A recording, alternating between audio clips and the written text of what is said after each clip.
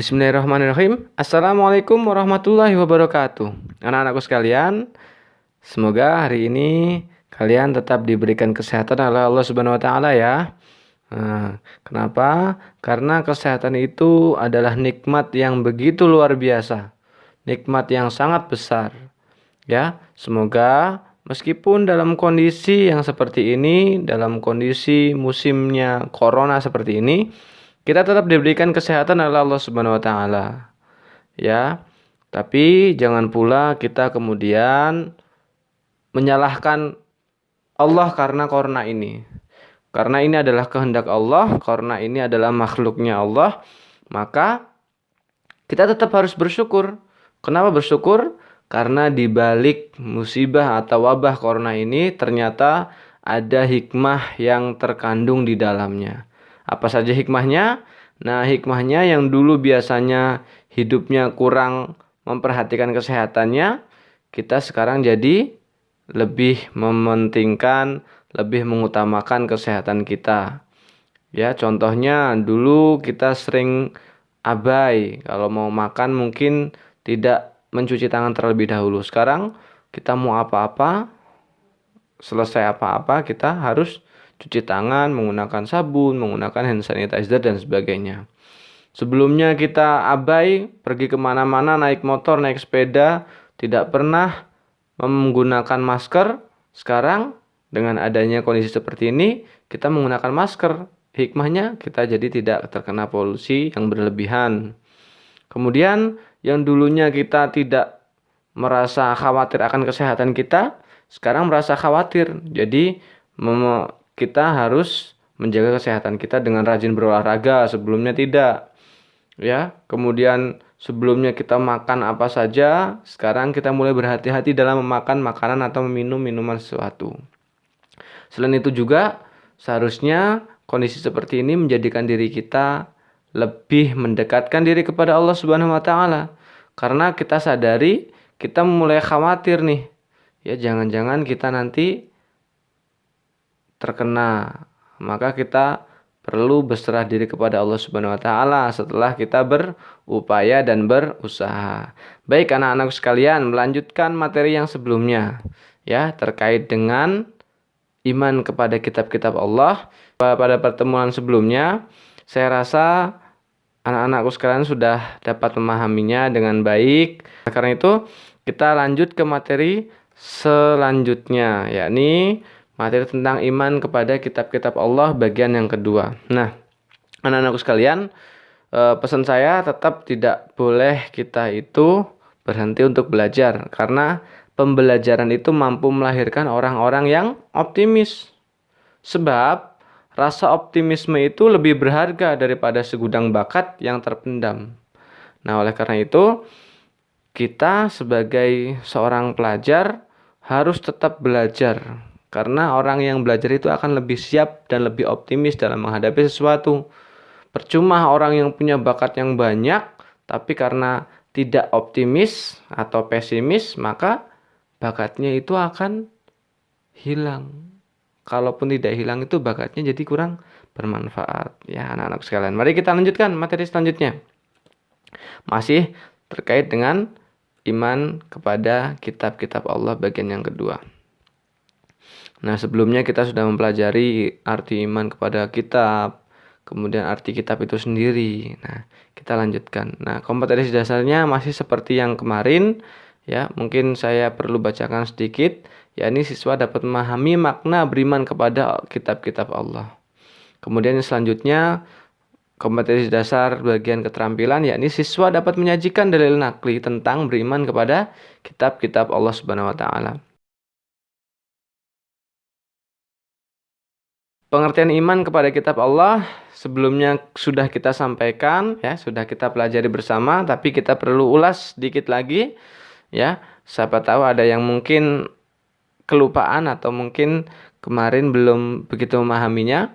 Iman kepada kitab-kitab Allah berarti percaya dengan sepenuh hati bahwa Allah Subhanahu wa taala telah menurunkan kitab-kitabnya kepada para rasulnya, ya. Nah, kemudian lanjutnya adalah dalil iman kepada kitab-kitab Allah, yakni terdapat dalam Quran surat Al-Maidah ayat 16. Ya, a'udzubillahi minasyaitonirrajim. Bismillahirrahmanirrahim. Yahdi bihillahu manittaba'a ridwanahu subulas salam wa yukhrijuhum minadh dhulumati ilan nur biiznihi wa yahdihim ila siratim mustaqim. Ya, Quran surat Al-Maidah ayat 16. Nah, anak-anak sekalian, kita lanjut ke materi perbedaan Al-Quran dan kitab sebelumnya. Yang pertama perbedaannya adalah kitab sebelumnya telah hilang, ya, sedangkan kitab Al-Quran terjaga sampai hari kiamat. Hal ini tercantum dalam Quran surat Al-Hijr ayat 9. Jadi kita harus pahami bahwa kitab sebelumnya itu sampai sekarang sudah tidak ada. Ya, yang ada hanya kitab Al-Quran. Jadi kitab yang Allah turunkan, ya Zabur, Taurat, Injil, sekarang sudah tidak ada. Sedangkan Al-Quran terjaga sampai hari kiamat. Kemudian perbedaan yang kedua, kitab sebelumnya diperuntukkan untuk umat tertentu. Jadi kitab sebelumnya itu diperuntukkan untuk umat-umat tertentu, ya, sesuai dengan zamannya pada zaman itu. Sedangkan Al-Quran untuk semua umat manusia. Nah, maka dijaga oleh Allah Subhanahu wa taala sampai hari kiamat. Kemudian yang ketiga, yakni bahasa dalam kitab sebelumnya telah hilang. Ya, kemarin kitab Taurat dengan bahasa Ibrani, terus kemudian kitab Zabur dengan bahasa Kipti, dan kitab Injil dengan bahasa Suryani. Hingga saat ini bahasa tersebut sudah hilang, tidak digunakan lagi oleh masyarakat. Nah, sedangkan kitab Al-Quran bahasanya bahasa Arab sampai sekarang masih terjaga. Bahasa Arabnya nggak cuma dipakai oleh orang-orang yang di Arab sana, tapi di seluruh dunia bagi orang yang mau mempelajarinya akan tetap terjaga bahasa tersebut. Kemudian yang keempat perbedaannya antara Al-Quran dengan kitab sebelumnya adalah Al-Quran itu memuat ringkasan ajaran ketuhanan dan mengukuhkan kebenaran ajaran dalam kitab terdahulu. Jadi isinya Al-Quran lebih lengkap. Karena Al-Quran itu merangkum seluruh inti dari kitab-kitab terdahulu, khususnya terkait ajaran mengesahkan Allah Subhanahu wa taala. Nah, tentunya Al-Quran lebih lengkap isinya. Ada bermacam-macam. Karena Al-Quran ini pedoman, maka pedoman itu ya harus lengkap.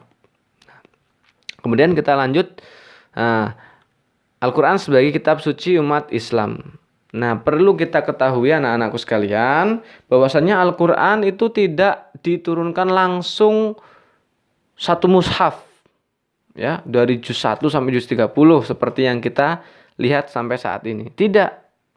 Ya, Allah Subhanahu wa taala menurunkan Al-Quran itu kepada Nabi Muhammad SAW itu berangsur-angsur. Beberapa ayat dulu, ya, atau mungkin beberapa surat dulu, tidak langsung satu mushaf.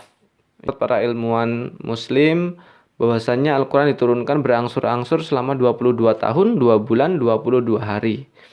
Ya, kemudian Al-Quran ini terdiri dari 114 surat dan dikelompokkan menjadi dua, yakni dikelompokkan surat Makkiyah dan surat Madaniyah. Ini berdasarkan periode turunnya surat-surat tersebut.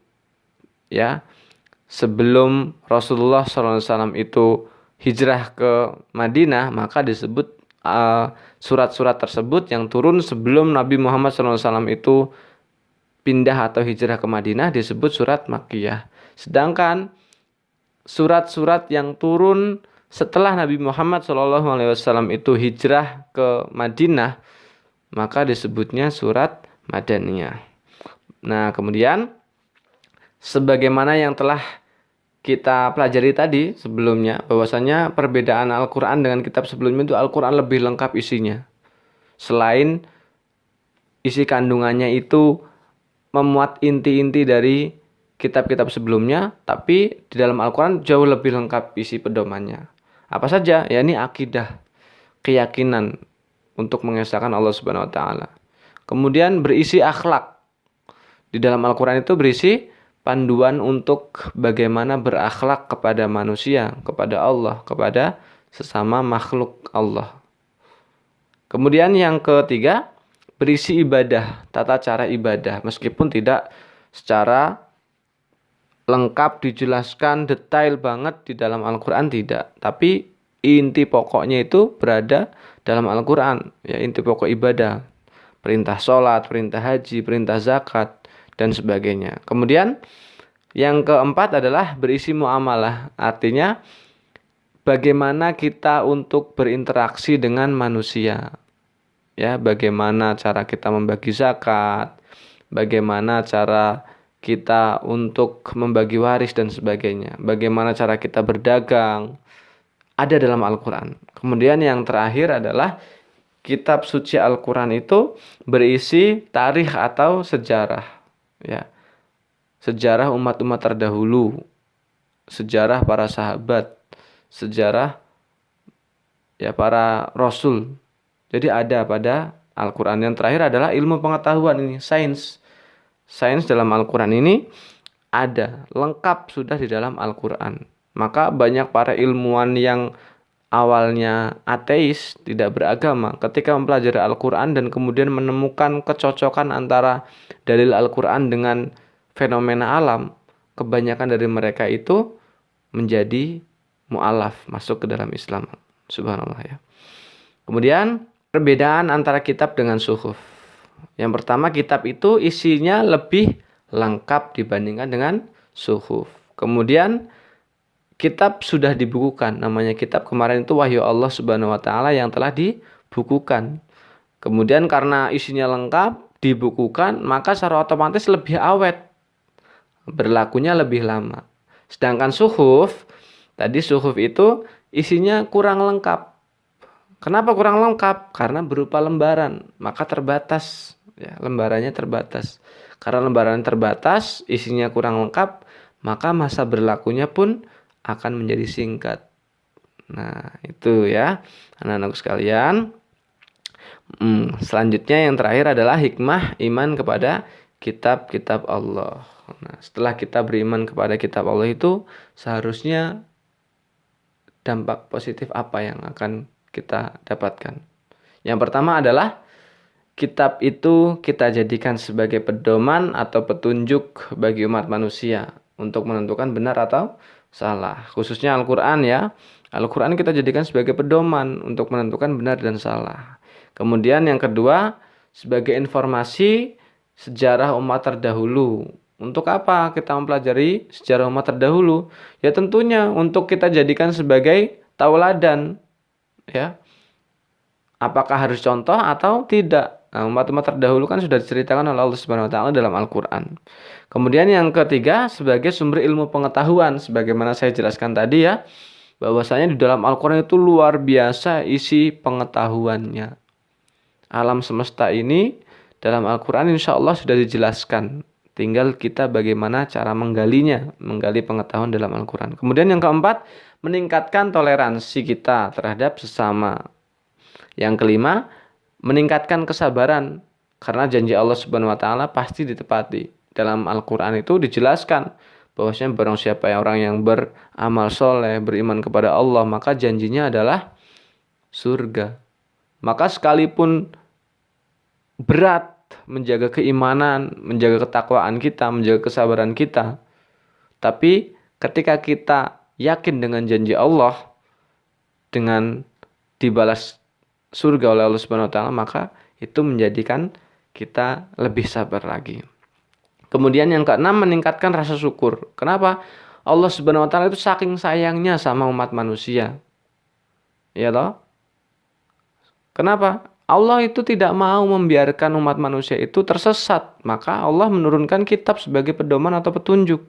Semestinya kita bersyukur kepada Allah, tidak dibiarkan tersesat.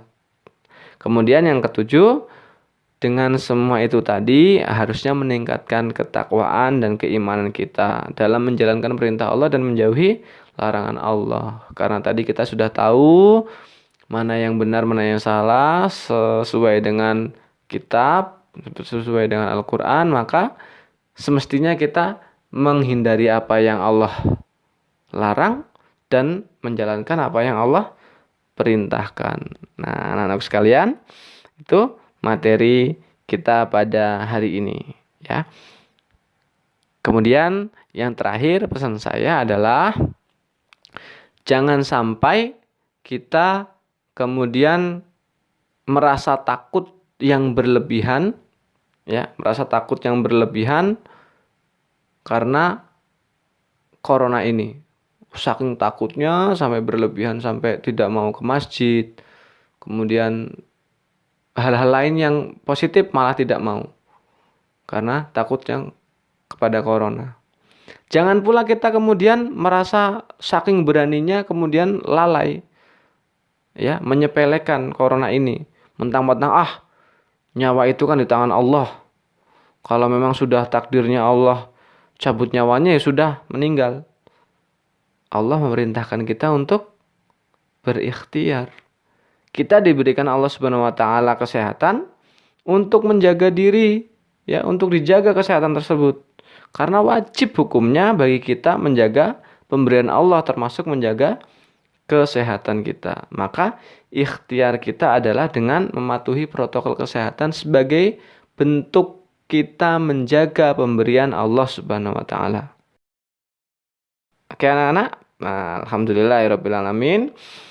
Mohon maaf atas segala kurang lebihnya. Semoga bisa menambah pengetahuan kita, menambah kecintaan kita terhadap Al-Quran.